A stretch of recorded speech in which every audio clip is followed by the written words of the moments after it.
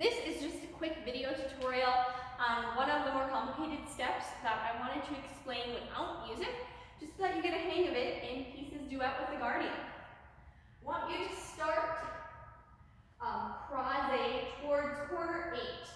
You're going to have your right leg out tendu devant, and you're simply going to fouetter all the way around at a slight promenade so that you're now facing corner 2.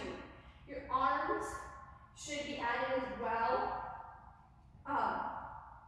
They should be from a big third, your left arm bent. They should simply switch so that you're now here. From this big third position, you're going to do a full combre. So I want you to lean towards the audience. Your standing leg should bend at this point. And full combre to the side, to the frontals, brushing your toe. Bring it over to the side and up again. And your arms should settle back in that same position that they were.